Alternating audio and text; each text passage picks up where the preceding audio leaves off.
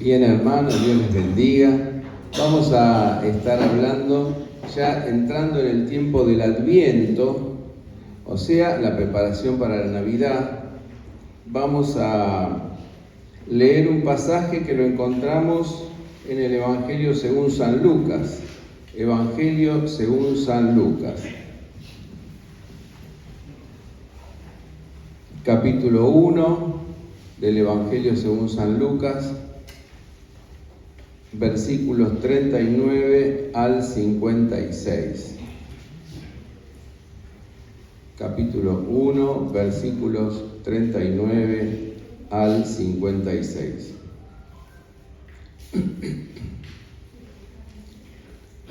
En esos días se levantó María y fue aprisa a una ciudad en la región montañosa de Judá. Entró en casa de Zacarías y saludó a Elizabeth.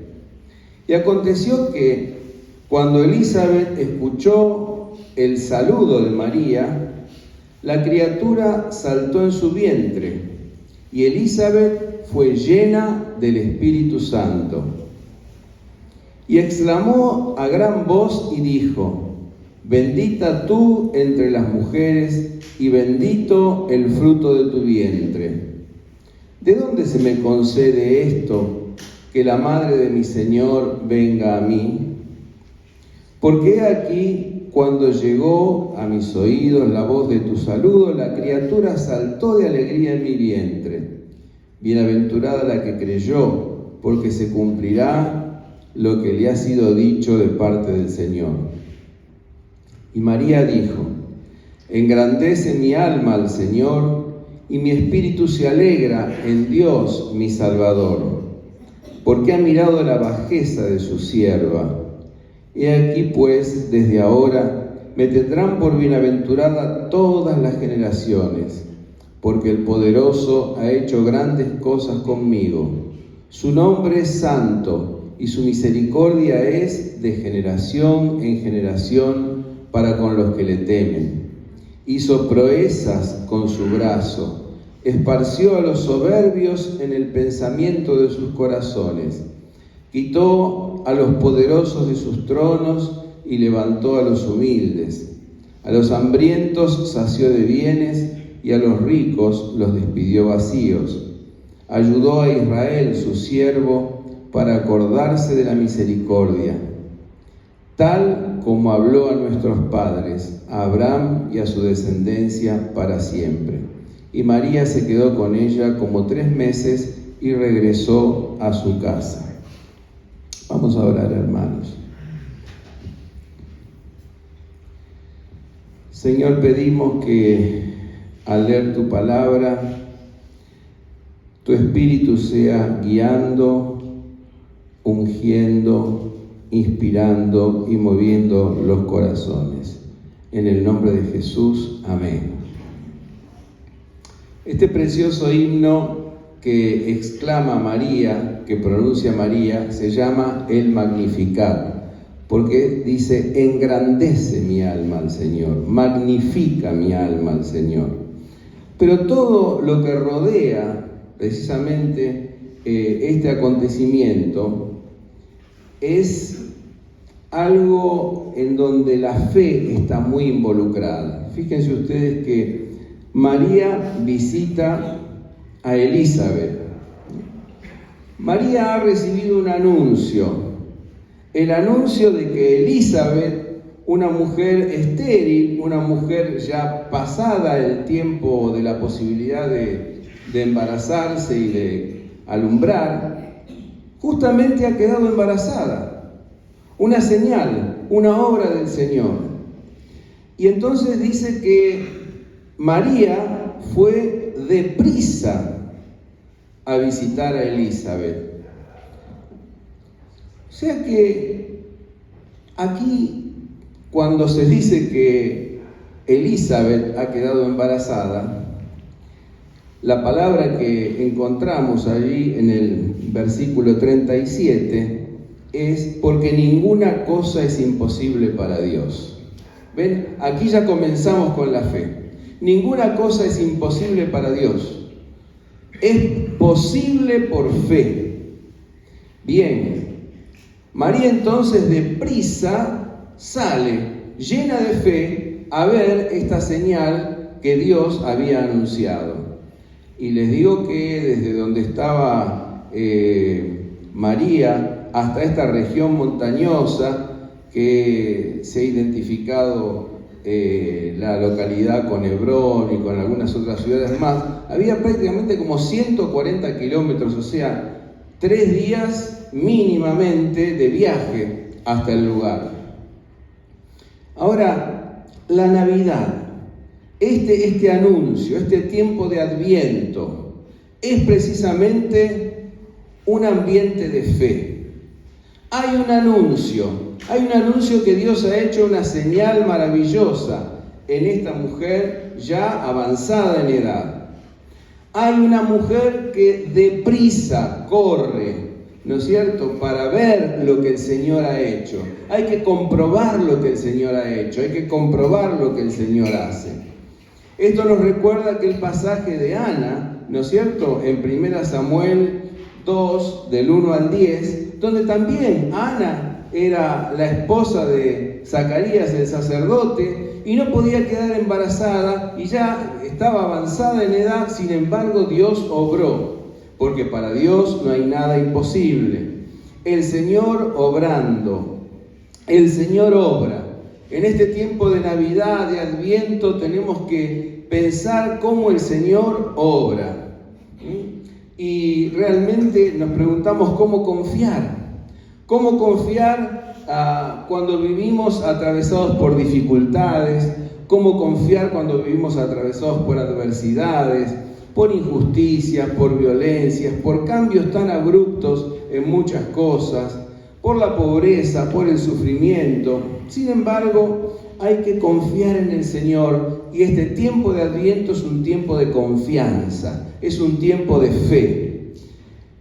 Y fíjense ustedes que un profesor, un erudito en el Nuevo Testamento, el profesor C.H. Dodd, dice unas palabras muy lindas. La fe es un acto que implica la negación de toda actividad. Un momento de pasividad del que sale, del que surge la fuerza para que Dios actúe. Bien, necesitamos reflexionar, necesitamos estar pasivos, necesitamos meditar en los hechos de Dios, ¿no es cierto? Fíjense ustedes que muchas veces, ante problemas que hay en la vida, queremos nosotros tomar decisiones rápidas. Nos apresuramos en nuestros juicios, nos apresuramos en nuestras decisiones, y realmente tenemos pocos elementos de parte de Dios para apresurarnos. Recuerdo aquel hermoso pasaje en el capítulo 30 del profeta Isaías, no sé si ustedes lo recordarán, cuando realmente la ciudad de Jerusalén es sitiada, ¿no es cierto? Es sitiada, y las autoridades lo primero que hacen es querer recurrir a los egipcios para encontrar ayuda. Sin embargo, el profeta Isaías es muy claro. Dice: en quietud y en confianza será vuestra fortaleza. En reposo y en descanso seréis salvos. En quietud y en confianza será vuestra fortaleza. En reposo y en descanso seréis salvos. Isaías aconsejaba no hacer ninguna alianza diplomática. Isaías aconsejaba volver al Señor, esperar en el Señor. Y el Señor evidentemente obró, porque aquellas tropas avanzaron, aquellas tropas sitiaron la ciudad, pero sin embargo, ¿qué ocurrió?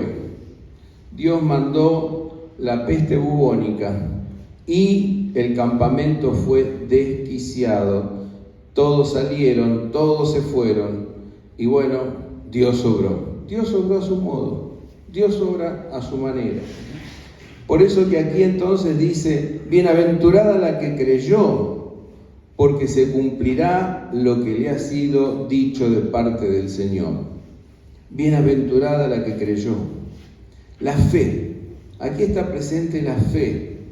Ahora, fíjense ustedes, hay un rasgo muy particular y muy lindo, ¿no es cierto?, en este texto, que dice que aconteció que cuando Elisabet oyó el saludo de María, la criatura saltó en su vientre, y Elisabet fue llena del Espíritu Santo, y exclamó a gran voz y dijo: bendita tú entre las mujeres, y bendito el fruto de tu vientre.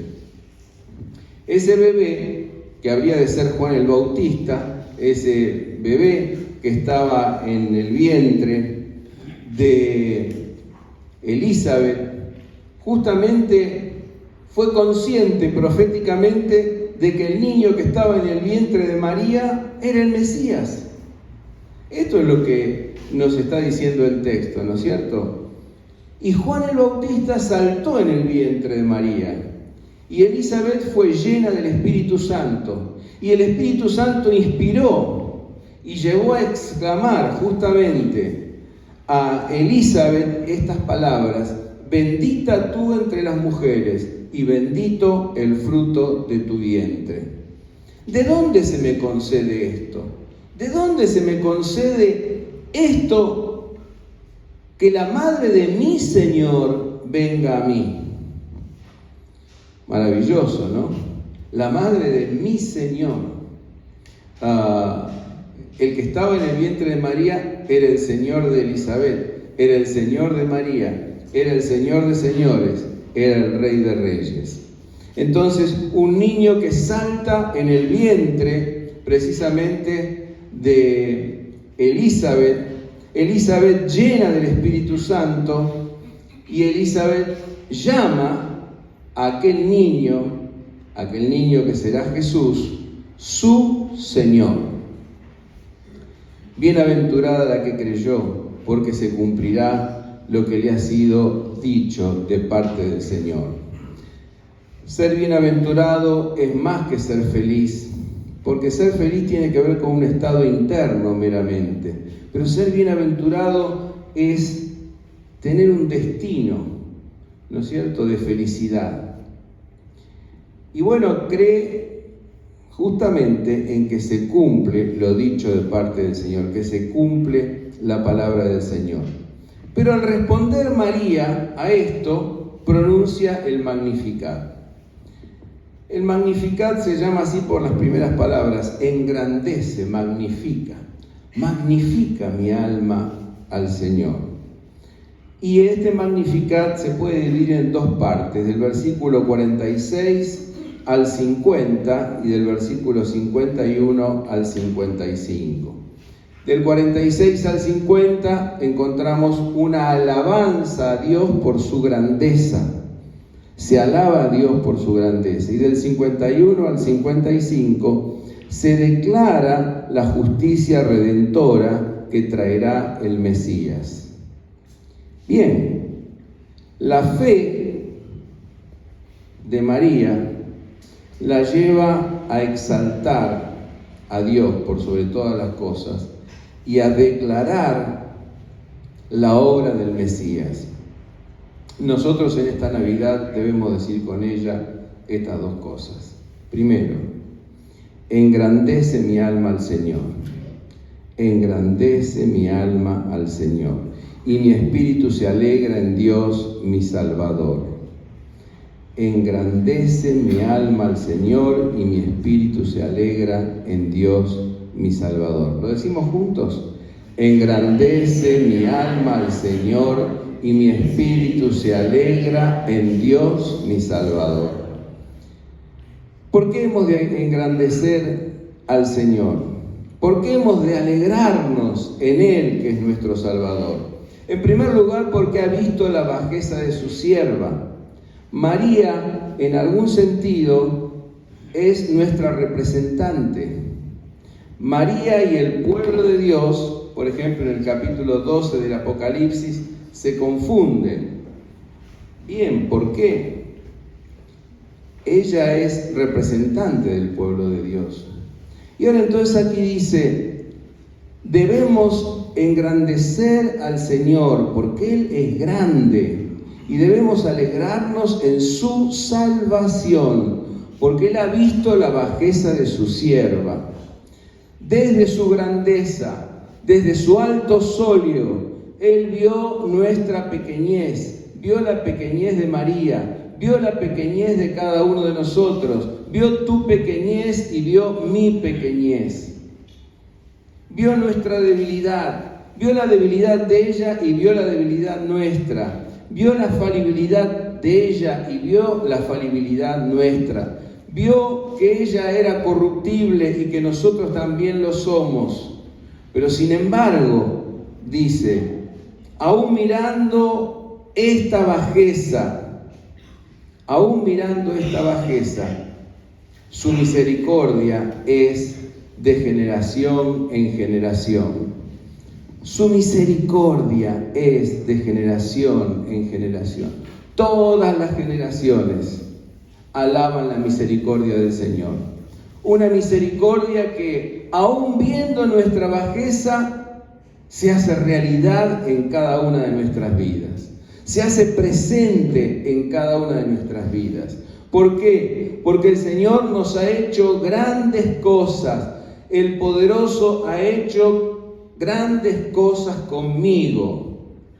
Esta tarde, a las 5 de la tarde, tendremos reunión con hermanos que han de entrar a la membresía y escucharemos sus testimonios. El Señor hace grandes cosas conmigo. El Señor hace grandes cosas con nosotros. El Señor ha hecho grandes cosas contigo. El Señor ha hecho grandes cosas conmigo.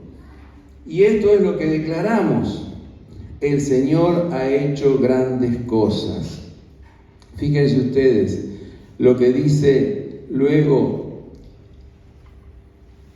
Grandes cosas ha hecho el Señor conmigo y su misericordia es de generación en generación. Las generaciones futuras la tendrán por bienaventurada, porque Dios es el que nos hace trascender.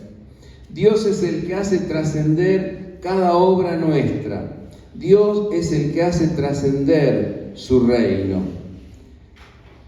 Bien, engrandece mi alma al Señor. Vamos a engrandecer al Señor en este tiempo de Adviento. Vamos a alegrarnos en Él, que es nuestro Salvador, en este tiempo de Adviento. Quiera Dios que sí. Pero hay una segunda cosa aquí, que es que no solamente tenemos en este tiempo de Adviento con María que engrandecer el nombre del Señor, sino que debemos declarar el carácter del reino de justicia que el Mesías vino a traer. El Mesías vino a traer un reino de justicia. Y aquí vemos muy claramente en qué consiste esa justicia de Dios. Fíjense ustedes lo que dice el texto, verso 51. Hizo proezas con su brazo, esparció a los soberbios en el pensamiento de sus corazones, quitó a los poderosos de sus tronos y levantó a los humildes. A los hambrientos sació de bienes y a los ricos despidió vacíos. Ayudó a Israel su siervo para acordarse de la misericordia, tal como habló a nuestros padres, a Abraham y a su descendencia para siempre. Hermanos, 3 conceptos fundamentales en relación a la justicia de Dios. Primer concepto, la justicia que trae el Mesías consiste en otorgar derecho a quienes no lo tienen. La justicia que trae el Mesías consiste en otorgar derecho a los que no lo tienen. En otorgar derecho a las víctimas de un sistema injusto. En otorgar derecho a los pobres. En otorgar derecho a los hambrientos. En otorgar derecho a los humildes, a los de baja condición. La justicia de Dios consiste en esto, en primer lugar. Fíjense ustedes que aquí habla en pasado, ¿no? Porque dice, levantó a los humildes, sació de bienes a los hambrientos.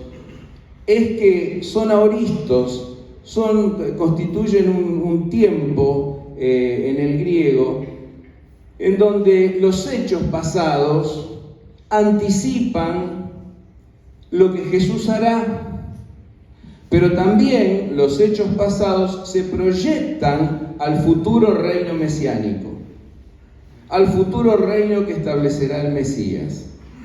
Si nosotros vemos, por ejemplo, textos hermosos como Isaías, ¿no es cierto? Aquel capítulo 61 de Isaías, que luego va a retomar allí en Lucas 4, 18 y 19, dice así: el Espíritu del Señor Dios está sobre mí, porque me ha ungido. Ungido quiere decir capacitado. Me ha capacitado el Señor.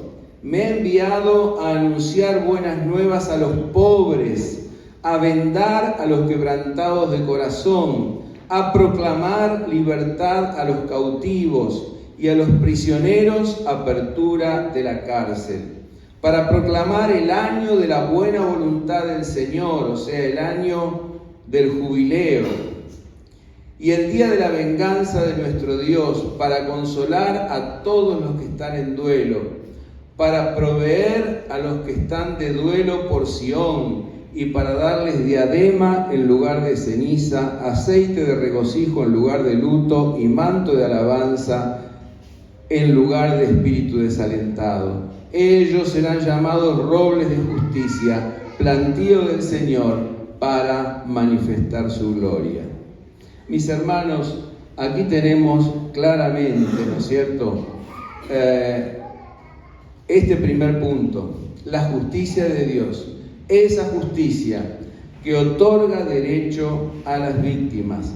Allí en el libro de los Salmos, fíjense ustedes que en el hermoso Salmo 103, es un maravilloso salmo, y allí en el versículo 6 dice: el Señor es quien hace justicia y derecho a todos los que padecen violencia. Hermanos, nuestro primer punto: Dios se acuerda del pobre.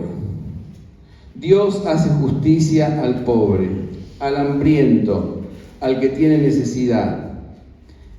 Me decía, charlábamos con mi esposa en este fin de semana, el pobre al único que tiene es a Dios. Qué interesante que es esto, ¿no? Por eso la opción preferencial de Dios por los pobres. La justicia que el Mesías trae es otorgar en primer lugar derecho a los que no lo tienen. Bendecir a un necesitado no es un acto de misericordia, es un acto de justicia. Es un acto de justicia de Dios. Por eso Jesús fue a las márgenes. Por eso Jesús tocó al leproso, aquel hombre que hacía años y años y años que nadie ni siquiera se acercaba, pero Jesús fue y tocó al leproso. Y tuvo que quedarse en el desierto, tuvo que quedarse allí, mientras el leproso entraba en la ciudad, porque él se puso en lugar del afligido, del quebrantado. Jesús habló con la samaritana, cuando ningún hombre podía hablar con una mujer. Esto era una cuestión que no podía imaginarse. Jesús bendijo a los niños. ¿Cuándo? Cuando ocurrió algo inusitado, cuando los discípulos querían echarlos. Jesús bendijo a los niños. Dejen a los niños venir a mí y no se los estorben. Hermanos, cada vez que visitamos a una persona sola, consolamos a un enfermo, damos algo caliente a quien lo necesita, ayudamos al necesitado, estamos realizando un acto de justicia en el nombre del Señor. Bien, aquí entonces tenemos nuestro primer punto. La justicia que trae el Mesías consiste en otorgar derecho a las víctimas. Segundo punto, la justicia que trae el Mesías consiste en quebrantar a los verdugos. Quebrantar a los verdugos. Esto es bien interesante porque el versículo 51 dice: esparció a los soberbios en el pensamiento de sus corazones, quitó a los poderosos de sus tronos y a los ricos despidió vacíos. Fíjense ustedes, soberbios, poderosos, ricos. Bien, acá tendríamos otra serie de textos para citar, ¿no es cierto? Por ejemplo, allí en Santiago 5, 1 al 8, donde se habla contra los ricos opresores. En Isaías 51, 6 al 8, donde se habla precisamente de algo que es de suma importancia, y esto es precisamente que el verdadero ayuno consiste en dar cobijo, en ayudar, en desatar las ligaduras de opresión, etc. Bien, el injusto, el que obra injustamente con su hermano, va acumulando culpas que no se borran del legajo de su historia. ¿Cómo se puede convivir con la inhumanidad? ¿Cómo se puede convivir con la injusticia? ¿Acaso olvidando? ¿Acaso negando? Y cuando se niegan, las cosas vuelven a la conciencia, se traducen en el cuerpo en enfermedades de distintos tipos, o la vida nos confronta con estas cosas. Por eso que Jesús entró en casa de Zaqueo. Y cuando entró en casa de Zaqueo, Zaqueo dijo: la mitad de mis bienes daré a los pobres, y si a alguien he robado, se lo devolveré 4 veces más, cuadruplicado. O sea que estos ricos que son enviados vacíos, estos soberbios que son esparcidos en sus pensamientos, deben ser humanizados. Y el único modo de humanizar es quebrantar. El único modo de humanizar es que se arrepientan. El único modo de humanizar es un cambio de actitud. El único modo de humanizar es que Jesús entre en la casa y que puedan decir: bueno, lo que he hecho mal lo voy a tratar de reparar en cuanto de mí dependa y con la ayuda de Dios. Entonces, en primer lugar, la justicia de Dios consiste en dar derecho a los necesitados. En segundo lugar, la justicia de Dios consiste en quebrantar a los verdugos. Y en tercer lugar, la justicia de Dios, esa justicia que trae el Mesías, es corregir las estructuras injustas. Fíjense ustedes que en los profetas y en Isaías principalmente encontramos la expresión de enderezar las sendas, enderezar los caminos, enderezar las calzadas, ¿no es cierto? Dios quiere enderezar, Dios quiere corregir las estructuras injustas. Ayudó a Israel, ahora sí, como pueblo, para acordarse de la misericordia, tal como habló a nuestros padres, a Abraham y a su descendencia para siempre. Mis hermanos, Dios quiere corregir cualquier estructura injusta. ¿Y cuántas estructuras injustas? Desde lo político, desde lo social, desde todos lados encontramos hoy en día. Cuando éramos jóvenes, yo era joven, muchos de acá ni habían nacido, tuvimos que soportar las dictaduras militares con la cantidad de desaparecidos y demás. Sistemas económicos que llevan a la exclusión y a la miseria. Desequilibrios a nivel mundial, ¿no es cierto?, que bajo el nombre de globalismo pretenden fines verdaderamente perversos, como la disminución de la población, el empobrecimiento general. Estas dictaduras de todo tipo que se quieren implantar hoy en día. Estamos en un tiempo que jamás pensamos vivir. Ahora, realmente, Cuando nosotros pensamos en los profetas pensaban en el reino de Dios como algo muy diferente.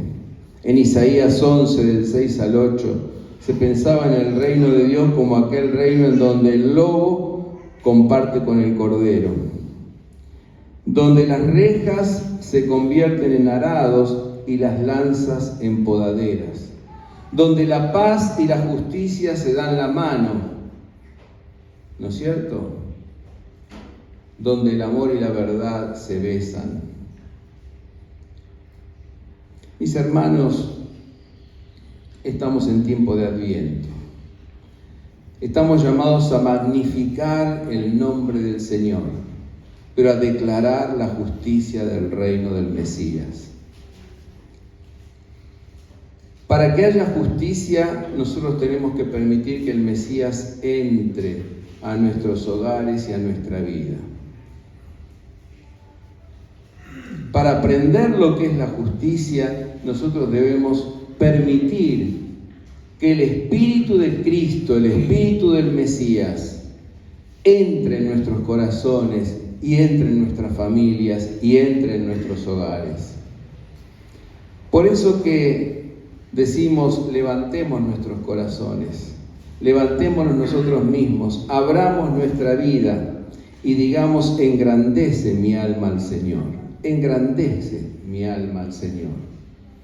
Él se acordó de nuestra bajeza, Él nos vio, Él quiere restaurarnos, Él viene a restaurar, Él viene a traer su justicia, que su justicia es eterna y dura para siempre y es de generación en generación. Vamos a orar.